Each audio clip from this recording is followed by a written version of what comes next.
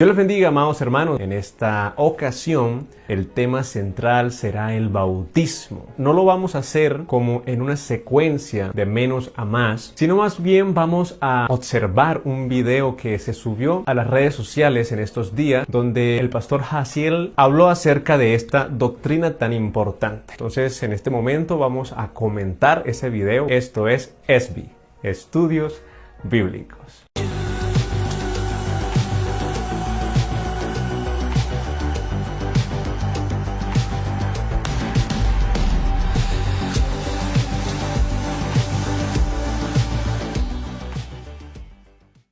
¿Es necesario bautizarse para ser salvo?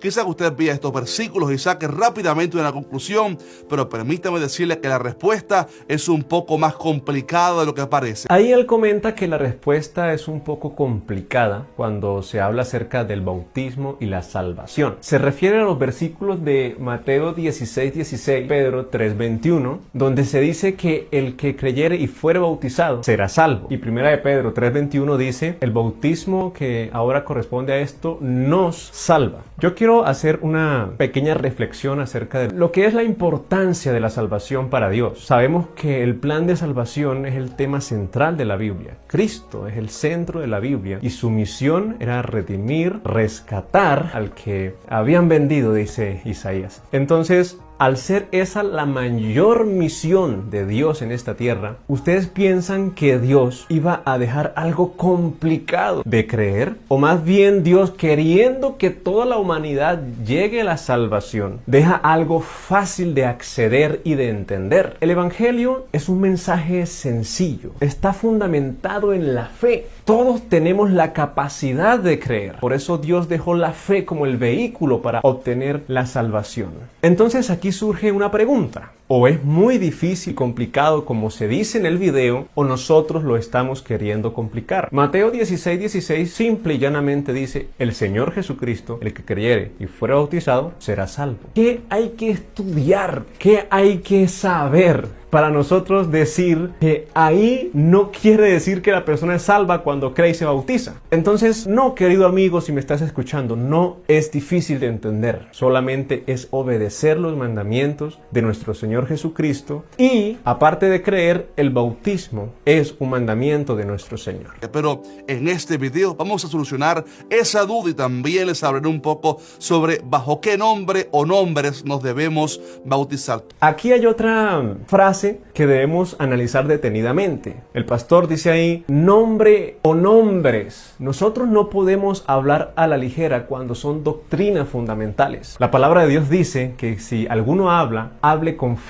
a la palabra de Dios. La palabra nombre está relacionada en la Biblia con el bautismo. El Señor en Mateo 28:19 dijo, id y hacer discípulos a todas las naciones, bautizándolos en el nombre. Es bíblico. Pedro dijo, arrepentíos y bautícese cada uno de vosotros en el nombre de Jesucristo. Muy bien. Allá en Hechos 22:16 se le dice a Pablo, levántate, bautízate y lava tus pecados invocando su nombre. Otro versículo que relaciona la palabra nombre con el bautismo. Ahora, él dice nombre o nombres, o sea, da la opción de bautizar en nombres. Un solo versículo donde aparezca la palabra nombres relacionado al bautismo.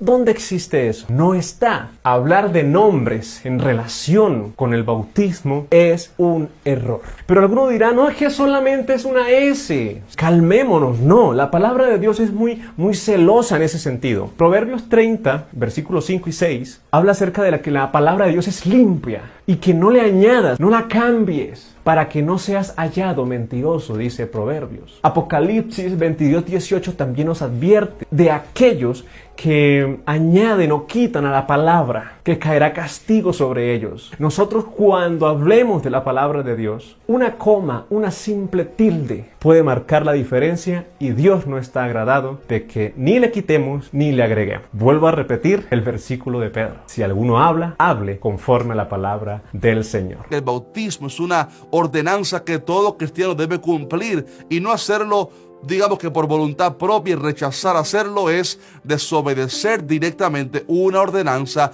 dada por Cristo mismo. En esto sí tiene razón. El bautismo es una orden de nuestro Señor, es un mandamiento. Pero la enseñanza en sí del video es que el bautismo no es necesario para la salvación. Pero si nosotros vemos desde el principio, si nosotros afirmamos que el bautismo es una orden de Dios, es un mandamiento del Señor, la palabra de Dios, ¿dónde sitúa a aquellos que no obedecen los mandamientos del Señor? ¿Acaso alguien que desobedece a Dios puede entrar al reino de los cielos? Ay, pero no podemos ser tan extremistas, porque alguien desobedece en algo a Dios y obedece en otras cosas. Miren, la Biblia habla incluso de los cobardes. Una persona por cobarde no entra al reino de los cielos. Eso está allá en Apocalipsis. Encabeza la lista de aquellos que no pueden entrar. Ahora, ¿dónde deja la Biblia a un desobediente? Si nosotros leemos Hebreos desde el capítulo 2 y enfatizamos en el capítulo número 4, donde vemos el ejemplo de desobediencia de Israel para los tiempos de Moisés, el apóstol, bueno, no se sabe precisamente quién escribió Hebreos, pero quien lo escribió dice que no caigamos en semejante ejemplo de desobediencia, porque aquellos desobedecieron y no entraron en el reposo. Entonces, si afirmamos ya desde el principio que el bautismo es un mandamiento, si alguien no se bautiza, aún así puede entrar al cielo, eso se contradice, porque la palabra de Dios enseña que los desobedientes no pueden entrar al reino de los cielos. En el Evangelio no existe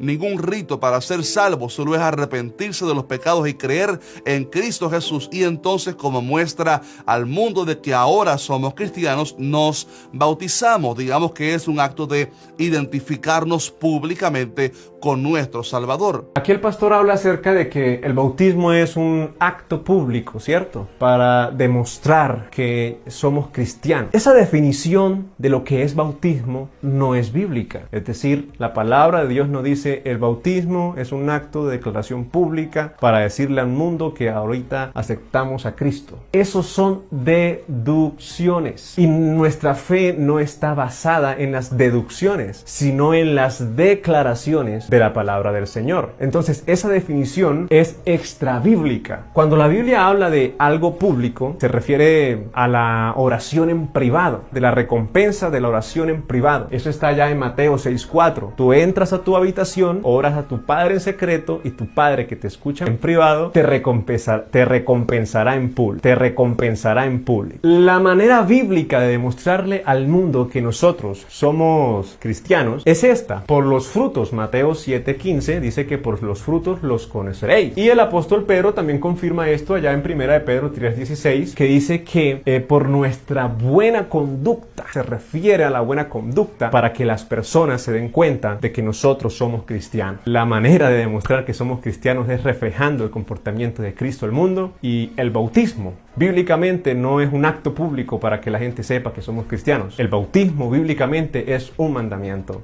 En tercer lugar, el bautismo se debe hacer con la fórmula correcta. ¿Cuál es? En el nombre del Padre, del Hijo y del Espíritu Santo. Aquí otra frase que él usa habla acerca de la fórmula correcta, que está ya en Mateo 28:19, en el nombre del Padre y del Hijo y del Espíritu Santo. No es la fórmula correcta, es la única forma, es la única que dejó el Señor. No es, como se dice, la fórmula correcta, no es la única forma de ser nosotros bautizados. Ese es, allá en Mateo 28:19, ese es el mandamiento. Hace algunos años resurgió una falsa doctrina llamada Solo Jesús, que se enfoca en buscar cristianos que están firmes en su fe y moverlos para su movimiento unicitario, en el cual enseñan que no existe la Trinidad y que el Padre y el Espíritu Santo no son personas. Hay un término que él usa ahí, resurgió, y da a entender que la doctrina de los Jesús solo, o solo Jesús, como se conoce, es una doctrina que, si resurgió en estos últimos tiempos, quiere decir que ya venía desde la antigüedad. Pero vamos a coger un orden. Entonces, los solo Jesús. Ese es un término usado por personas que no creen en la doctrina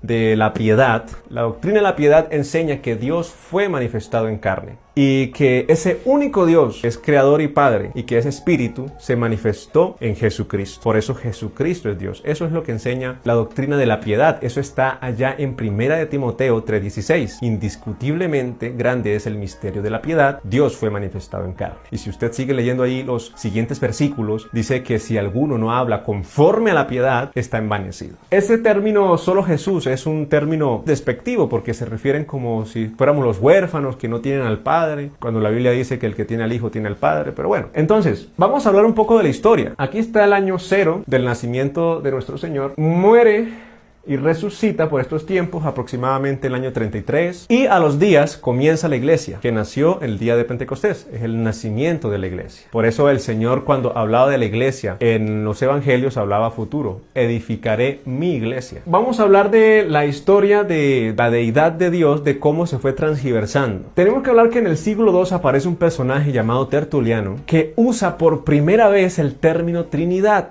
De aquí hacia atrás, los primeros siglos de la iglesia, los primeros años, no se conoció dicho término, ni los apóstoles, incluso en el Antiguo Testamento tampoco. El término Trinidad no aparece en la historia sino hasta el siglo II. Cabe resaltar aquí que cuando hablamos nosotros acerca de esa palabra Trinidad, al ser una doctrina tan importante dentro del mundo del cristianismo, ¿por qué no aparece específicamente la palabra Trinidad en la Biblia? O sea, ¿por qué en ningún momento algún apóstol dijo a nuestro Dios Trino, a la Santísima Trinidad, gran doctrina hacia Dios?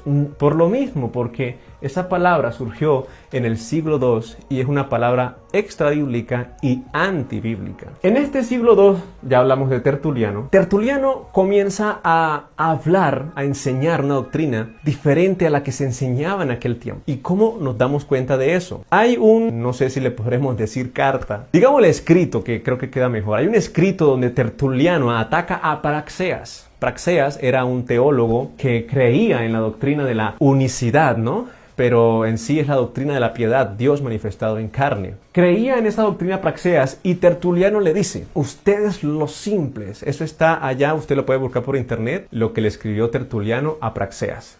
Se llama Contra Praxeas. Ustedes los simples, que siempre constituyen la mayoría dentro de la regla del Dios único. Miren que ahí dice, primero los insulta, ¿no? Los simples, como quien dice los ignorantes, pero después les dice que constituyen la mayoría. Tertuliano, escribiendo eso, daba a entender que en este tiempo la mayoría creía en la doctrina que creía Praxeas. Ahí estaba Praxeas, también estaba el tiempo de Noeto, estaba Sabelio, que son teólogos que en ese tiempo creían la doctrina de la piedad, de Dios manifestado en carne, de la unicidad, como se conoce en estos tiempos. Vamos a comenzar a llamarla unicidad. Entonces, ¿qué sucede? Aquí comienza, por estos siglos, comienza un debate sobre la deidad de Dios. Y entonces esto avanza hasta el siglo III en el Concilio de Nicea, donde se llega a la conclusión que la Trinidad debe tomarse como la doctrina de la nueva Iglesia Católica que ahí estaban haciendo. Entonces la Trinidad es una doctrina católica y si podemos ver hasta el momento la mantienen. Más adelante, ya en el concilio del siglo IV, si no estoy mal es el concilio de Letrán, ahí se establece ya una definición de la Trinidad como personas, 3 personas que constituyen un Dios verdadero. Pero no vamos a ahondar en la historia de la Trinidad, sino que solamente quería darles a entender que esta doctrina no resurgió, es decir, ellos piensan que nació aquí, que murió por estos tiempos y que actualmente resurgió. No, esta doctrina viene desde aquí, ha sido atacada, pero ha prevalecido, porque como dice la palabra del Señor, si esto es de los hombres, se desvanecerá,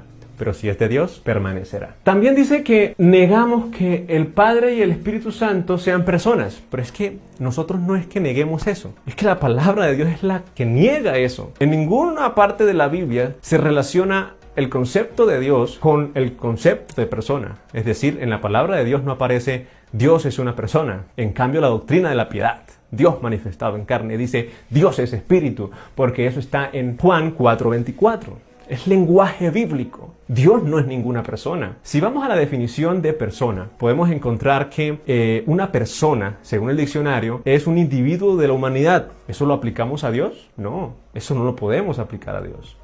Si vamos no, es que la Biblia fue escrita en hebreo, griego, arameo. Entonces, en el griego sí. No, en el griego nada. La palabra persona que se usa para definir la Trinidad es la palabra en griego prosopón, que significa el que está detrás de la máscara o el de la máscara. Dios usa máscaras. O sea, ¿qué tiene que ver una máscara con Dios? La palabra persona no define a Dios. En ninguna parte de la Biblia llama al Padre o al Espíritu Santo personas. Que el único pasaje que indica una fórmula bautismal fue la que el mismo Señor Jesús enseñó. Tampoco Pablo enseñó en sus cartas que debemos bautizarnos en el nombre de Jesús únicamente. Más bien, el pasaje de Mateo 28:19 es cierto, es el mandamiento del Señor. Allí el Señor enseña cómo debe bautizarse la gente. Pero este es el mandamiento, Mateo 28:19, pero el cumplimiento es Hechos 2:38, y a lo largo de Hechos se cumple el mandamiento que el Señor dio. Entonces, ¿qué sucede aquí? Está bien, el mandamiento es en el nombre del Padre y del Hijo y del Espíritu Santo, y los discípulos bautizaron en el nombre de Jesús. Fíjese que ahí dice en el nombre. Tocaría mirar cuál es el nombre del Padre, cuál es el nombre del Hijo y cuál es el nombre del Espíritu Santo para saber por qué los apóstoles bautizaron en el nombre de Jesús. Entonces sí, este es el mandamiento, pero aquí está el cumplimiento. El apóstol Pablo le escribe la carta no a inconversos. Las cartas son escritas a la iglesia. Y para ser iglesia, la persona debe creer, bautizarse, ser lleno del Espíritu Santo. Por eso dice allá en Hechos 2 que se añadían a la iglesia los que habían de ser salvos. Porque ese fue el primer día que se añadió la gente. Entonces, teniendo esto en cuenta, por ejemplo, en Romanos 6, el apóstol Pablo menciona muchas veces el bautismo en las cartas, pero fíjese que no lo menciona como enseñando que hay que bautizarse porque ya esas personas estaban bautizadas. La iglesia en Roma, la iglesia en Corinto, estaban ya bautizados. Entonces, ¿para qué decirle que se bauticen a personas que ya están bautizadas? Y si usted se fija en las cartas de Pablo, menciona el bautismo y menciona dando a entender que las personas a las cuales les está enseñando ya están bautizadas. Por ejemplo, a los Gálatas le dice que los que habéis sido bautizados en Cristo, de Cristo estáis revestidos. No estarán revestidos. Estáis, un presente, esas personas ya se habían bautizado. En Romanos 6 habla acerca de que el bautismo es la sepultura y le está enseñando a la gente, a los hermanos de Roma, el bautismo como sepultura. Es más, allá en 1 de Corintios, capítulo número 1, versículo número 12, el apóstol Pablo está tratando una situación como de división frente a unas personas que decían: yo soy de Pablo, yo soy de Apolos, yo de Cristo. Entonces el apóstol Pablo, de una manera irónica, dice: ¿acaso fue Pablo bautizado por vosotros? Perdón, crucificado por vosotros. ¿O fuisteis bautizados en el nombre de Pablo? No. Pero nosotros sí sabemos quién murió por nosotros, quién fue crucificado por nosotros. Y no fuimos bautizados en el nombre de Pablo, fuimos bautizados en el nombre de Jesucristo. Entonces, eso es lo que pasa, ¿sí? Con las cartas. Son enseñanzas a la iglesia, a personas ya bautizadas y selladas. Cuando en Hechos se habla de bautismos en el nombre de Jesús, no está indicando que el nombre de Jesús fue el único nombre usado en la fórmula, sino que está estableciendo que las personas se bautizaron en el bautismo enseñado por Jesús, en su nombre, en su mandato, en su enseñanza. Aquí hay algo importante, y él dice que el hecho de que diga que se bauticen en el nombre de Jesús no quiere decir que se bautizaron en el nombre de Jesús. Eso es lo que está afirmando. Cuando la Biblia dice bautícese, o sea, es literal lo que dice la Biblia. Pero allí viene otra suposición. Él dice que no es que está ordenando que se invoque el nombre de Jesús en el bautismo, sino que se le está diciendo a la gente que se bautice en el mandamiento o en lo que dijo Jesús. Si fuera así, el versículo no diría bautícese cada uno de vosotros en el nombre de Jesucristo, sino que el versículo diría bautícese cada uno de vosotros en el bautismo de Jesucristo. O de una manera un poco más extensa, bautícese de cada uno de vosotros como mandó Jesucristo. Pero ahí no dice ni como mandó Jesucristo, ni en el bautismo de Jesucristo, sino en el nombre de Jesucristo. Entonces, querer tomar una escritura y forzarla para decir algo que no dice, es decir, lo estamos leyendo y aún así decimos que no quiere decir eso sino otra cosa. Es un poco complejo, pero eso es lo que estamos viendo en el video. El bautismo es una demostración de lo que ya ha acontecido en el corazón. Una demostración de lo que ya ha acontecido en el corazón. Otra definición extrabíblica, es decir, se llega a una frase bonita, porque es bonito, es una demostración de lo que ha sucedido en nuestro corazón, pero es extrabíblico. Esa definición de bautismo no está en la Biblia. Entonces, cuando nosotros ya comenzamos a dar esas definiciones extrabíblicas, y no solamente esta, ya lo vimos cuando mencionó acerca de los nombres o cuando mencionó sobre el acto público, son definiciones extrabíblicas. Si nosotros vamos a la Biblia, encontramos que es un mandamiento, encontramos que es una práctica apostólica de una persona que cree en el Evangelio. Esas son definiciones bíblicas. Entonces, lo extrabíblico aquí no tiene su espacio. Vuelvo y repito el versículo: si alguno habla, hable conforme a la palabra de Dios. ¿Qué es lo que salva?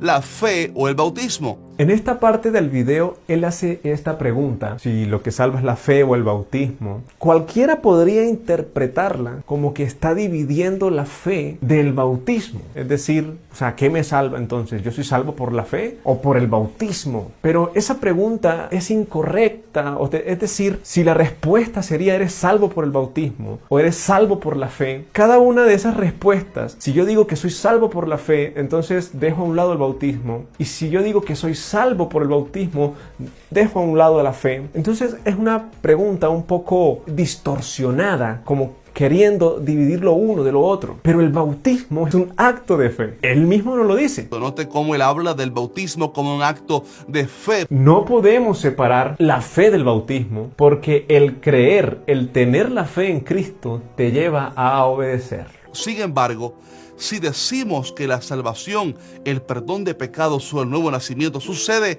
en el momento que alguien se bautiza, entonces estaríamos atribuyéndole valor salvífico a las aguas. Él menciona aquí tres palabras, tres conceptos diferentes que, aunque tengan mucha relación, no dejan de ser diferentes. Él menciona el nuevo nacimiento, el perdón de pecados, y menciona la salvación. Yo pondría la salvación en este lugar, y para llegar a ella necesitamos el nuevo nacimiento y el perdón de pecados. Son dos cosas diferentes. El nuevo nacimiento lo define la palabra del Señor allá en 1 de Pedro, donde dice que somos renacidos por la palabra. Es cuando la palabra llega al corazón de una persona, esta palabra la convierte. Tenemos también el perdón de pecados. Tenemos varios versículos que nos enseñan cómo Dios efectúa el perdón de pecados en una persona que se convierte. Tenemos el ejemplo los primeros cristianos en Hechos 2:38, y dice que el bautismo es para el perdón de pecados. Tenemos el ejemplo de cuando quien fue comisionado por el Señor para hablarle a Pablo, le dijo: Pablo, levántate, bautízate y lava tus pecados invocando su nombre. ¿Sí? Entonces allá habla del nombre para el perdón de pecados, y también lo relaciona con lo del bautismo. ¿A qué voy con esto? Él dice que si decimos, dice él, que el perdón de pecados se da en el bautismo, le estamos atribuyendo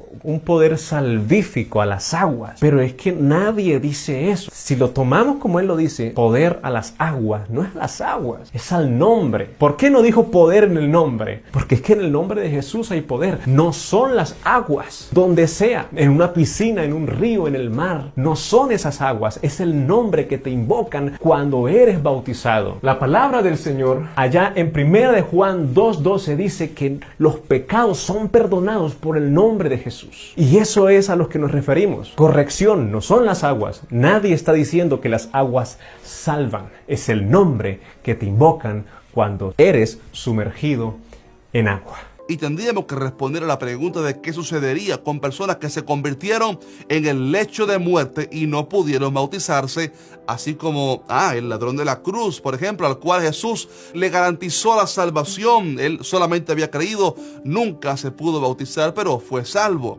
Además encontramos otros ejemplos como el de Cornelio, quien dice la Biblia que junto con su casa fueron salvos mientras Pedro lo predicaba, por lo menos así lo enseña la Biblia, y hasta recibieron el bautismo del Espíritu Santo hablando en otras lenguas, y todo eso fue antes de haberse bautizado. Si el bautismo fuera lo que hace a alguien salvo, entonces hubiera sido imposible para Cornelio y su familia ser salvos, y mucho menos haber recibido el poder del Espíritu Santo. Él habla acerca de que ¿Qué hacemos con las personas que se convierten en el lecho de muerte? Y habla de que hay personas en la Biblia de que les sucedió eso. Y pone un ejemplo, que es el ejemplo del ladrón que está al lado de Jesús cuando los crucificaron. Bueno, ¿el ladrón fue salvo o no fue salvo? Claro que sí, el Señor se lo dijo. No podemos nosotros negar algo que el Señor dice. Pero la pregunta es, ¿David fue salvo? ¿Abraham fue salvo? ¿Los patriarcas fueron salvos? ¿Los hombres de fe del Antiguo Testamento fueron salvos? La respuesta es sí. ¿Y fueron bautizados? No fueron bautizados. La salvación para ellos, nosotros tenemos que comprender algo. Hay una línea de tiempo en la Biblia y una de las más marcadas es antes de la cruz y después de la cruz. Sabemos que aquí, en una gran parte del tiempo, los hombres de Dios estuvieron bajo una ley. Ellos creyendo, ¿qué creían en el Antiguo Testamento para ser salvos? Creían en que un Redentor vendría a salvar. Y dice la Biblia que ellos deseaban ver esos días. Deseaban ver los días de Jesucristo, del Mesías. Pero no sucedió. Pero ellos creyeron. Estando bajo la ley, ellos creyeron y fueron salvos por creer en una promesa que se cumpliría. La promesa se cumplió cuando nació nuestro Señor Jesús. Nacimiento, muerte y resurrección y ascenso a los cielos. El ladrón, ¿en qué parte, en qué dispensación se llama eso? ¿En qué parte de la historia murió? Cuando Cristo había dejado ya el Evangelio, había dejado ya el mandamiento de predicar el Evangelio y bautizar a los discípulos. No, el ladrón murió antes del mandamiento del bautismo, antes de la gran comisión. Quiere decir que el ladrón murió bajo la misma dispensación, bajo el mismo tiempo, bajo la misma ley en la que murió Abraham, en la que murió David y todos los profetas. Quiere decir que él fue salvo porque creyó en la promesa y estaba bajo la dispensación de la ley. Nosotros no estamos bajo la dispensación de la ley, estamos bajo la dispensación de la gracia. Por eso fue salvo el ladrón sin bautizarse. Pone otro ejemplo que es el ejemplo de Cornelio. Cornelio sí está en la dispensación de la gracia. No pensemos que sucedió el día de Pentecostés de allá de Hechos 2 y que a los días Cornelio se convirtió y fue bautizado. No. Si la historia, para decir precisamente cuánto tiempo pasó, para decirlo acertadamente es un poco complejo, pero es una estimación entre 10 a 15 años. Es decir, después de lo que sucedió allá en Hechos 2, para llegar a Hechos 10 pasaron años y ningún gentil se había convertido al Señor. ¿Por qué? Porque los discípulos no habían salido, no habían predicado a los gentiles y le tocó al Señor mostrarle una visión a Pedro en el cielo, dándole a entender que los gentiles hacían parte del plan de salvación. Pedro fue a la casa de Cornelio y comenzó a predicarle. Y la palabra de Dios enseña que mientras Pedro predicaba, el Espíritu Santo cayó sobre los que estaban escuchando el discurso. Y aquí hay una frase que dice el pastor Jaciel que no es cierta. Él dice que la Biblia enseña que ellos fueron salvos mientras escuchaban a Pedro. Ahí la Biblia no está diciendo eso. El versículo dice que cayó el Espíritu Santo sobre ellos mientras escuchaban a Pedro. Cornelio está en la gracia. El Señor derramó el Espíritu Santo para que Pedro se diera cuenta y dijera lo que dijo en el versículo 10, 47, 48. ¿Acaso puede alguno impedir que estos sean bautizados? ¿Por qué dijo Pedro eso? Porque hasta el momento ya el concepto religioso que aún permanecía en su mente sobre que los judíos, los descendientes de Israel eran los que merecían ser salvos y no los gentiles, aún estaba ahí ese chip. Y cuando vio esa visión y cuando vio que sobre los gentiles se derramaba el Espíritu Santo, ¿qué dijo? No, ya son salvos. No, él dijo, ¿acaso puede impedir alguien que estos sean bautizados? Y mandó. No les dijo, ¿quieren bautizarse o no quieren bautizarse? No, mandó, mandamiento, mandó a bautizarles en el nombre de Jesús. Así que allí está la explicación, lo del ladrón y lo de Cornelio. La evidencia que hemos visto de personas que fueron salvas y no se bautizaron nos habla de que el bautismo está puesto aquí como algo siguiente al haber sido salvo. Incluso cuando habla de alguien que no alcanza de la salvación y es condenado en este versículo, no pone la falta del bautismo como una razón. El pasaje no dice el que no creyere y no se bautizare no será salvo, sino que solo pone la incredulidad como la razón por la cual alguien se puede perder eternamente. Él habla ahí de una evidencia de personas que fueron salvas sin ser bautizadas. Ya vimos los argumentos. No hay ninguna persona que haya sido salva sin ser bautizada en la dispensación de la gracia. Así que evidencia no hay. Si esta evidencia fuera cierta, entonces bajo esa idea, él dice que la salvación sucede y después viene el bautismo. Aquí hablaríamos de personas que fueron salvas sin bautismo. No lo hay. Y aquí entraríamos a esto, al CBS. El versículo de Marcos 16:16, el que creyere y fuera bautizado, será salvo. Y él lo menciona, incluso ahí comienza a hablar acerca de ese versículo. Este es el orden, creer, ser bautizados y ser salvos. ¿Qué es lo que nos está queriendo decir aquí él?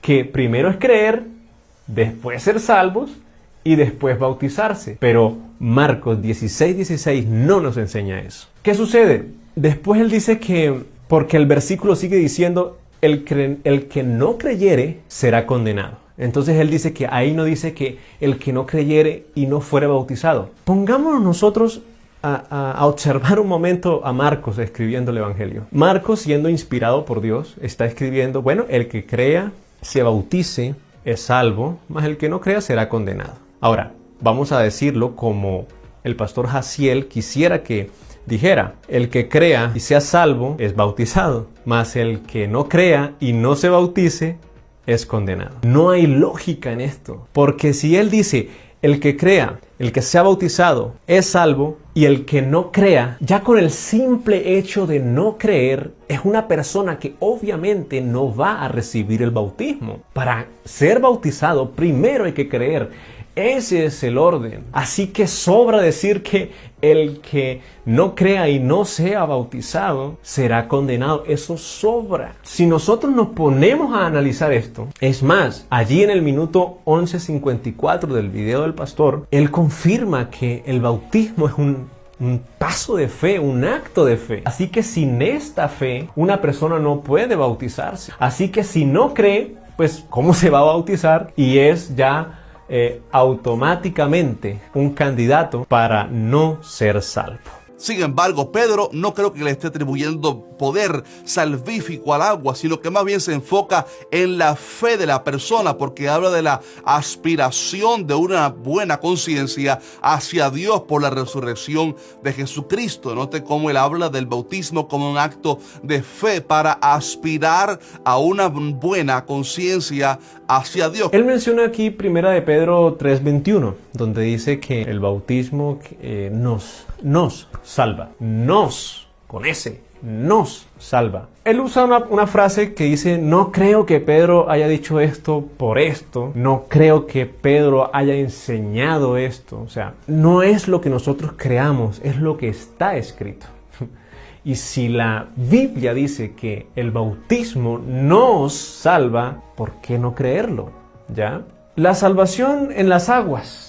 Otra vez habla acerca de que las aguas, se le atribuye un poder de salvar a las aguas. No, eso ya lo vimos. El poder está en el nombre de Jesús cuando se invoca en el bautismo. Entonces, la conclusión que yo sacaría, la salvación es de Jesús. Siempre la ha dado por medio de la fe. Y el que cree, obra, porque la fe sin obras es muerta. Y el que cree, se bautiza. Cuando una persona cree, está recibiendo al Señor. Está diciendo, está permitiendo que entre en su corazón. Pero él tiene que aprender más cosas. La palabra de Dios comenzará a hacer cambios a medida que pase el tiempo. Y esa persona que ya es una nueva criatura, deja a un lado el viejo hombre que debe ser sepultado en el bautismo, Romanos 6. Cuando es sepultado, allí queda todo lo antiguo y comienza lo nuevo. Una nueva vida, una nueva criatura.